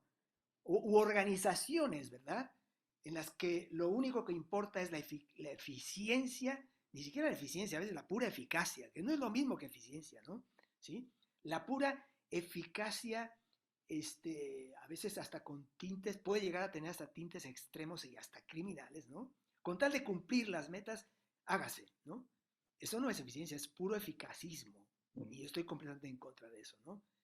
Entonces, bueno, la pluralidad entonces nos permitiría la coexistencia de posibilidades. O sea, las comunidades indígenas, en tanto que comunidades, tienen que ser respetadas, tiene que haber un marco legal que eso lo posibilite y lo fomente y lo estimule y le dé sustentos de identidad a las personas que están ahí. Y el proceso educativo tiene que ajustarse a eso, ¿no? México es un país tremendamente plural y por eso es tan complejo, ¿no? Y de esa pluralidad me parece a mí que tampoco debe eximirse o no queda libre las comunidades urbanas, que realmente deben conformarse o debe haber formas, digamos, de comunicación, porque comunicación es comunización, es hacer comunidad, ¿no? Y eso está fracturado. Entonces, creo que por esa vía podríamos pensar en algunos aspectos, ¿no? Ahora, para ir avanzando en el documento, ¿verdad? Quisiera también considerar otro aspecto que también es muy confuso, ¿eh?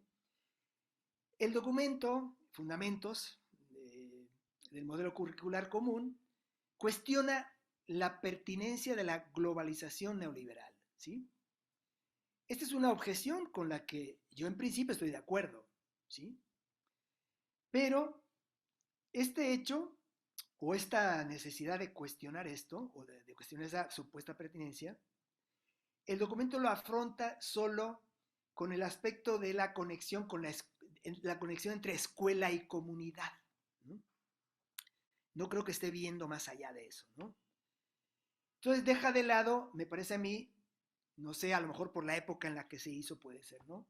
Deja de lado el análisis de la situación de la globalización hoy, ¿sí?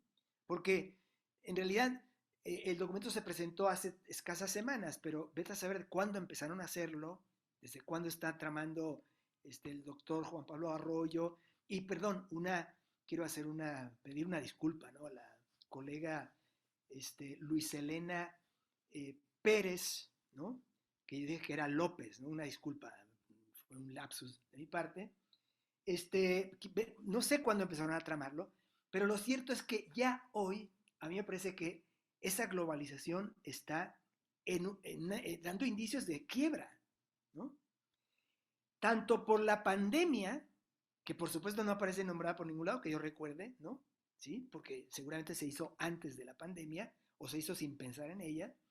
Y otro elemento que no podemos dejar de lado ahora, o sea, por el hecho de que, claro, no podemos exigirle al documento que meta cosas que no existieron, pero ahora que estamos debatiendo este asunto o sometiéndolo a escrutinio, bueno, no podemos dejar de lado lo que pasa con la guerra de Ucrania, ¿sí? Entonces, a mí me parece que la globalización, que es ahí una de las cosas que están siendo cuestionadas, creo que, insisto, creo que correctamente, eh, pues debe ir más allá de ese abordaje, ¿no? Y considerar el estado en que se encuentra la globalización hoy después de la COVID y el estado de la globalización después, sobre todo, de la guerra de Ucrania, porque esto implica una recomposición completa del cuadro geopolítico que posibilitaba la globalización antes de la pandemia, ¿sí?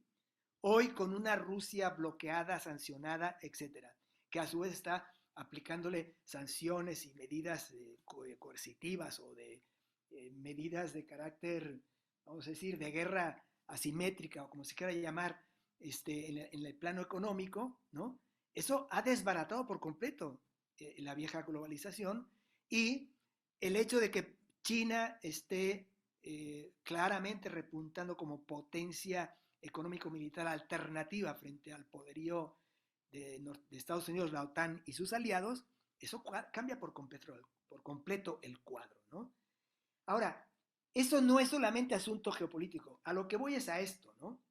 Que a la hora de abordar este problema, en el documento no se ve, yo no veo que se acometa una vieja, esto sí fue un asunto muy importante en el viejo discurso marxista, ¿no? Que era la contradicción campo-ciudad, ¿no? Vamos a decir, mundo urbano también podríamos decir un poco más ampliamente, mundo urbano y mundo rural. Ni la contradicción entre los procesos económicos endógenos y los de carácter exógenos, que son los que están marcados más por la globalización. ¿Qué consecuencias va a traer todo este nuevo cuadro geopolítico en la economía endógena? Me parece muy importante precisarlo, ¿sí? Porque si estamos hablando de educación técnica, estamos hablando de competencia, estamos hablando de, vamos a decir, proyecciones de lo pedagógico en lo económico y tal, no podemos soslayar ese punto. No es un reproche en cuanto a que esté ausente ahí en el documento, sino que, bueno, pues el documento está ya afectado por una obsolescencia, ¿sí? Dada la celeridad con lo que se están dando estos acontecimientos históricos, ¿no? Entonces, todos estos asuntos y los que se vinculan con ellos tienen entonces, vamos a decir, una importancia crucial hasta el punto, pienso yo, de que acaso cabría pensar en la necesidad de una regionalización, ¿sí? En términos de economía y de cultura y de sociedad, más allá de la federalización formalista que ha servido muchas veces como marco para definir las relaciones entre centro e interior, como se suele decir convencionalmente, ¿no? Lo dejo hasta acá, Carolus, no te dejamos hablar. Gracias, Josu. Bueno, es que, bueno, me parece muy interesante lo que planteas de estos componentes perdón, no socio, más bien globales, ¿no? Geopolíticos. Y bueno, como dices, es que se han dado tan vertiginosamente y son tan próximos que, bueno, es muy difícil que los pudieran tener tan claramente consignados. Es más, yo creo que de hecho no tenemos tan claro en lo general las implicaciones y los alcances de lo que está pasando, por ejemplo, con la guerra en Ucrania, incluso con la propia pandemia, ¿no? Entonces, tal vez eso, eh, pues sí, rebasa por mucho los límites y las pretensiones del documento que estamos analizando, ¿no? Y más bien me quedaba pensando yo que también un poco podría entenderse que el documento, insisto, creo que la apuesta básica, obviamente además de la que hemos ya mencionado desde la sesión pasada, de criticar el modelo educativo previo, tiene que ver con una intención por tratar de fomentar una dimensión ética y de conciencia social entre la juventud. Y ahora que estabas planteando todos estos problemas, pienso que tal vez también están tratando de responder a un problema que es mucho más claramente urgente en nuestro país, que es el del narcotráfico, por ejemplo, ¿no? Entonces, a lo mejor también quieren paliar esa cuestión, aunque no lo dicen de manera explícita, pero bueno, un poco parecería que estaría implicado, sería, digamos, una suerte de respuesta que uno puede notar de manera implícita en el modelo que pretenden establecer, ¿no? Y claro, con todo esto que se ha mencionado de la libertad, o sea, yo coincido con el asunto de que hace falta cierto rigor y, bueno, no cierto, rigor de hecho, simplemente. Claro. Y, y porque, claro, menciona un poco en la cita que daba Guillermo de la libertad, yo tenía otra en la página 7 del documento, en donde dice, cito, estoy en la página 7, el último párrafo, ¿no? Una educación media superior pertinente al contexto actual. Claro, dejan abierto esto de contexto actual muchísimo, ¿no? Pues ahí obviamente podría entrar hasta lo de Ucrania ahora mismo, ¿no? Eh, dice, es aquella, la educación media superior, que es capaz de formar ciudadanos humanistas, críticos, participativos y con valores éticos, ¿sí?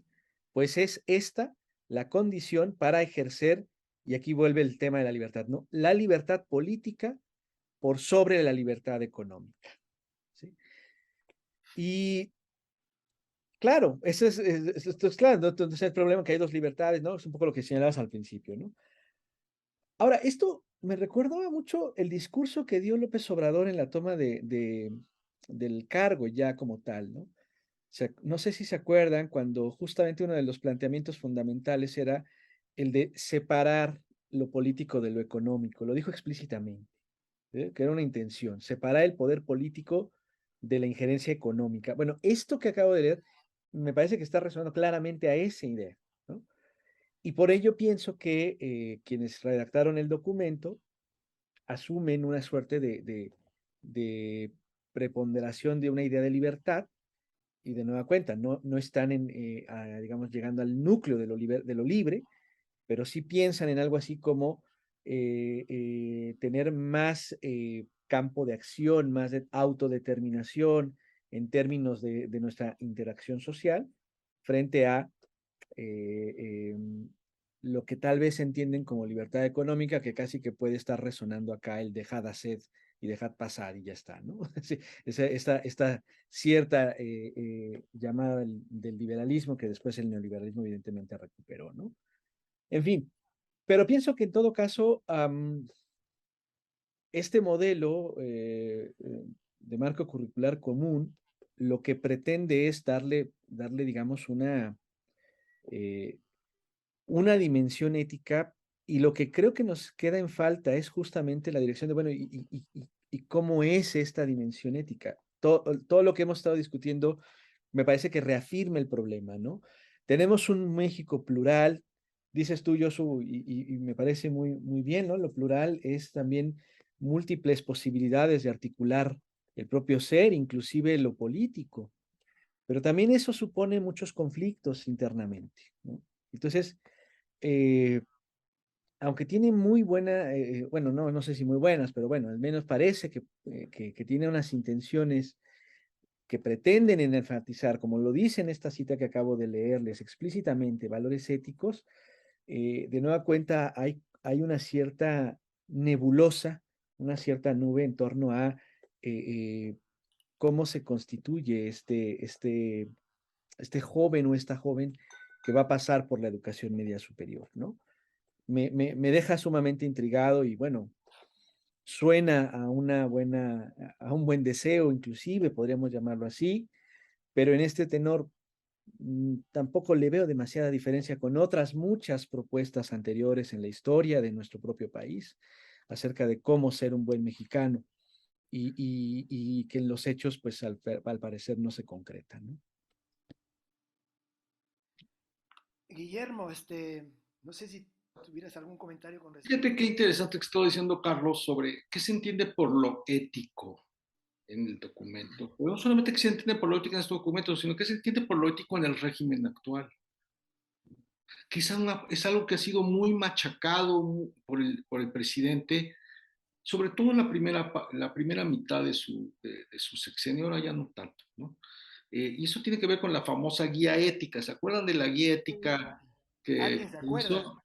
¿Alguien se acuerda? Nosotros, yo me acuerdo. Sí, porque parece que ya nadie más se acuerda. Eh, en los libros que escribió López Obrador antes de llegar a la presidencia y ya después en la presidencia, ya que saca como uno al año, el tema de lo ético era importantísimo. O sea, la ética, la ética, la ética, la ética.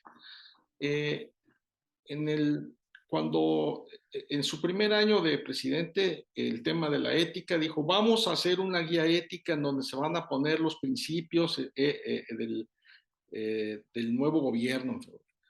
Luego, cuando salió la guía ética, el libro que sacó en su libro anual, el presidente lo que hizo simplemente fue transcribir la guía ética en el libro. Y me da la impresión de que como que ya se acabó el tema, ¿no? De lo ético en el régimen actualmente, ¿no? Ya nadie habla del tema de lo ético, ¿no? Ya como que ya cumplimos, hicimos la guía ética, ¿no? Y ya, ¿no? Se acabó, ¿no?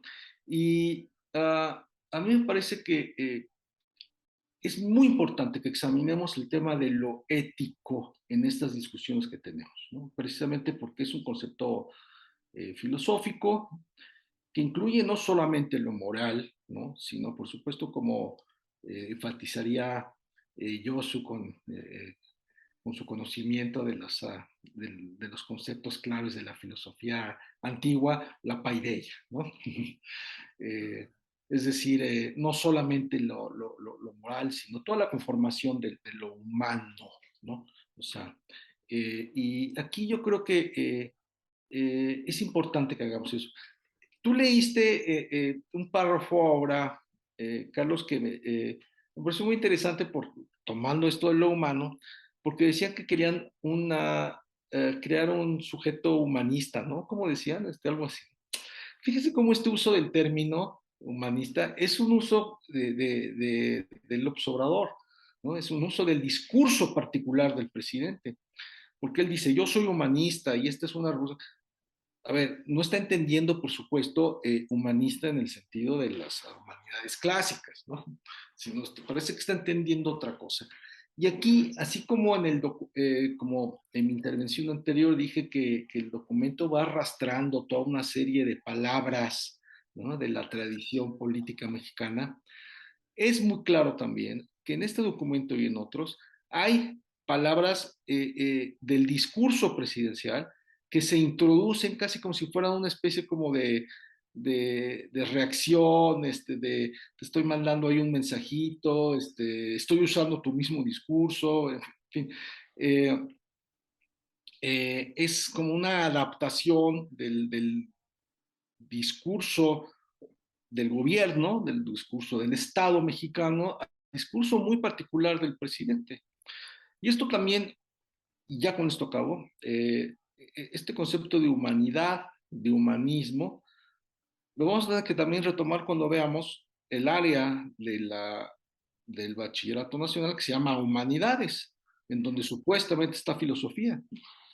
Y humanidades, o sea, ¿por qué le pusieron humanidades? ¿No? Y cuando uno ve esto ya lo veremos más adelante, estoy anticipando un poquito, ¿no? Que eso que llaman humanidades, pues no tiene mucho que ver con lo que normalmente nosotros entendemos por las humanidades en su sentido, digamos, tradicional, ¿no? Y entonces, de repente, encontramos estas palabras, ¿no?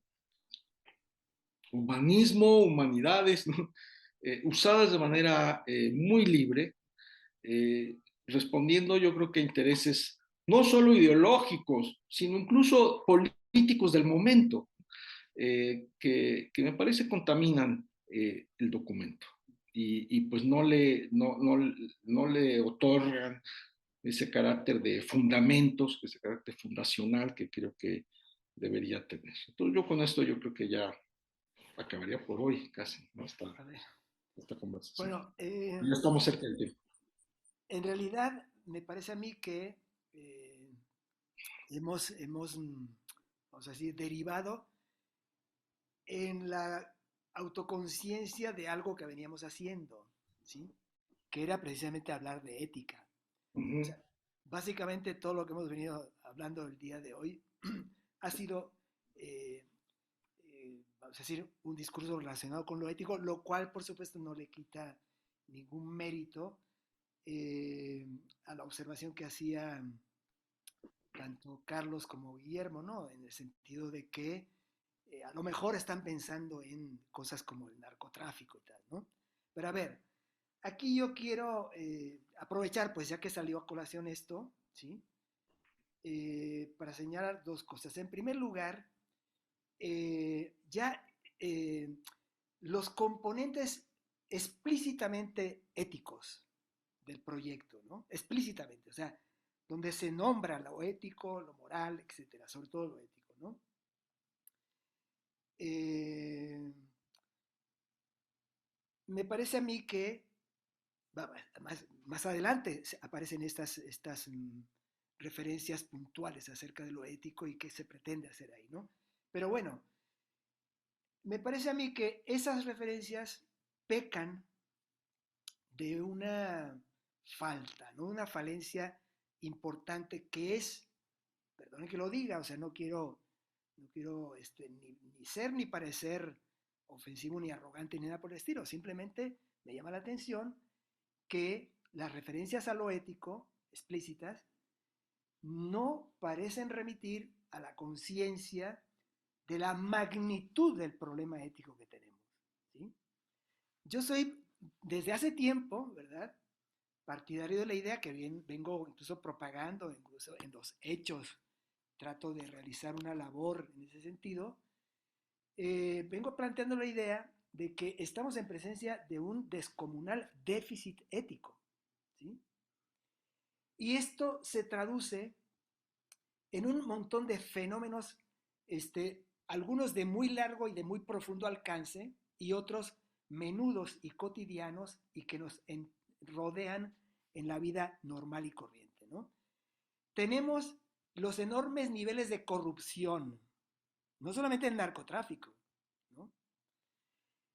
Tenemos la gravedad de la delincuencia organizada, que no se limita al narcotráfico. O sea, estamos hablando de tráfico de armas, estamos hablando de trata de personas, estamos hablando de secuestro, estamos hablando de extorsión, estamos hablando de un montón de ignominias, ¿verdad? ¿Sí?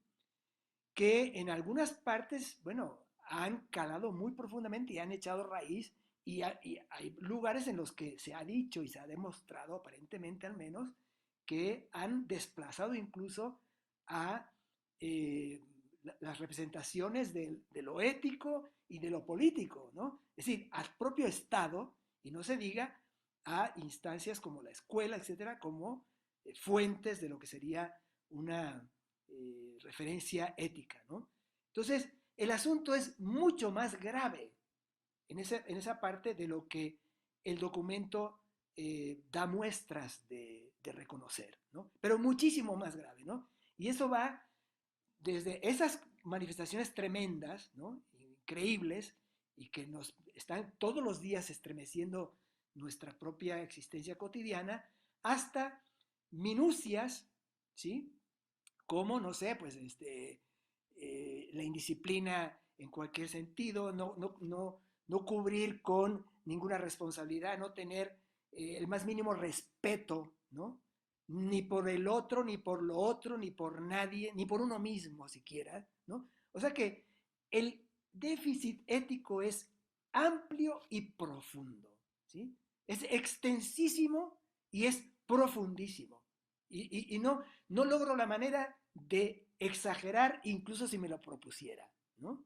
En este punto, ¿no? Entonces, a mí me parece que eso no es la conciencia que está ahí y las referencias éticas son demasiado de soslayo, demasiado al pasar, demasiado endebles, ¿no?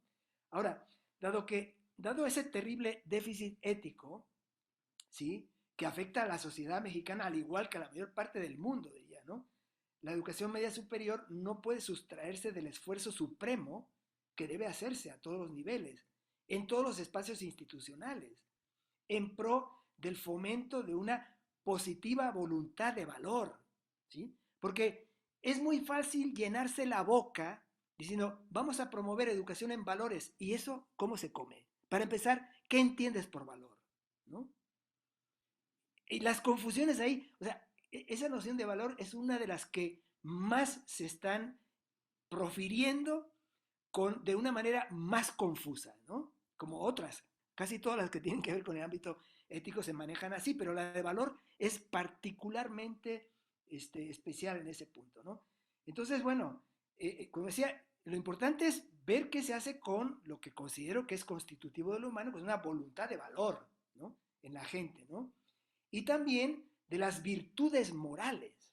No solamente está el asunto, como decía ya en la sesión pasada, no solamente está el asunto de los valores, sino también el de la exigencia de valores, de virtudes, mucho más allá de las que se están planteando en el documento. Que las que se están planteando yo no tengo ningún problema contra ellas, pero son muy poquitas y no sabemos muy bien cómo se articulan, ¿no? Virtudes morales que garanticen entonces una mejor formación personal, una conjunción armoniosa de intereses personales y colectivos, una conciencia de soberanía nacional y cultural, un respeto constructivo a la pluralidad étnica, un desarrollo comunitario más equilibrado y en lo posible refractario a la violencia en general, a los abusos de género, los usos sesgados, porque otro ámbito de terrible déficit ético es todo el asunto de relaciones de género que están aflorando en este momento, pero que venimos arrastrando de milenios para acá, ¿no? ¿Sí? Los usos sesgados de los medios, que es increíble, ¿no? Sobre todo las redes sociales y demás, ¿no? Las pasiones extremistas que aparecen ahí en las redes sociales, la corrupción en grande y pequeña escala, la imposición destructiva de intereses egoístas, la destrucción de las bases de la vida en el planeta, el globalismo desarraigante y aniquilador, ¿no? De la riqueza cultural y económica local, las prácticas delictivas a todos los niveles, ¿sí? Entonces, todo eso es lo que está en juego y esto requiere un tratamiento, a mí me parece, mucho más exigente y una conciencia mayor. No estoy diciendo que la educación media superior resolverá esto, no, pero por lo menos que parta de la conciencia de que el mundo está así, ¿sí? Y que ahí es donde debemos incidir, ¿no? En fin, esto creo que va a volver a aparecer de nuevo en los momentos en que nos refiramos a contenidos precisos, las progresiones, las materias, las asignaturas y todo lo demás, ¿no? No sé si, Carolus, quisieras decir algo a propósito de lo que de este último Sí, tramo. rapidísimo y que de alguna manera colige lo que estás diciendo ahora y lo que venía diciendo Guillermo. Y sobre todo me dirijo ahora mismo al magisterio, maestras y maestros, si acaso nos ven, que imparten en el medio superior y que evidentemente tendrán que estar en la primera línea en la implementación de este modelo. Bueno, una cosa que me parece muy peculiar, que ya Guillermo adelantaba prácticamente desde su primera intervención, es el hecho de que em, a mí me parece que el lenguaje de la fundamentación eh, no solamente yo no lo había notado como tal en tanto descuidado, lo había notado más bien ambiguo. Y en esa medida que induce a confusiones precisamente. Y un poco lo está reafirmando ahora Yosu al reconocer justamente cómo las menciones y las enunciaciones de lo moral, de lo ético, se quedan muy, muy por encima del problema de fondo que realmente es la dimensión ética. Entonces, pues, si logramos con esto que estamos haciendo, eh, estimular o acompañar en la reflexión acerca de que estas palabras que en el papel, si uno las lee, estoy casi seguro que si uno le da la fundamentación a mucha gente, suena coherente, suena sensato, suena bien lo que se busca hacer, pero es que hay palabras como las que hemos estado reflexionando el día de hoy, libertad, ahora ha salido lo ético, eh, Eficiencia. eficiencia, estas palabras que aparentemente son claras de suyo y en realidad lo que se revela es que son francamente esquivas, ambivalentes algunas de ellas incluso, y por lo mismo que pueden inducirnos a confusión. Entonces, lejos de ser algo que sea claro, en realidad eh, eh, alberga todavía muchas nubes, muchas neblinas, y creo que estamos en un trabajo justamente de señalar esto y tratar de pensar a fondo la cuestión. Entonces, pienso que en este sentido vamos dando pasos muy, muy buenos, muy provechosos con estos diálogos que estamos llevando a cabo. Les agradezco Bueno, mucho, pues, colegas. pues nada, estamos ya en el límite, ¿no? Del tiempo que nos hemos puesto para estas conversaciones. Por supuesto, faltan montones de cosas. Discúlpenos, tengan paciencia si quieren. Es más, ya lo dijo Guillermo y lo tomo, ¿eh? Tal vez cuando nosotros terminemos nuestra serie de análisis y examen y de escrutinio del documento, de esta documentación, de toda esta documentación, podemos dar otros pasos incorporando a otras y otros colegas en esta reflexión, ¿no? Por lo pronto, pues continuaremos. No tenemos, así como dice la canción, no tenemos ni horario ni fecha en el calendario, ¿no? Apareceremos en YouTube y esto inmediatamente va a ser puesto en las redes a la disposición de la gente. Muchísimas gracias a ustedes dos, queridos colegas, Guillermo y Carlos. Muchísimas gracias a quienes nos han venido siguiendo, o más bien quienes han querido, pues, curiosear o saber o tener una idea de qué es lo que estamos haciendo con estos conversatorios y invitarlos a lo que sigue, ¿no? ¿Sí? Nos veremos en otra grabación Nos cuando vemos. me permita. Abrazo a todas y todos. Cuídense Hasta mucho. luego.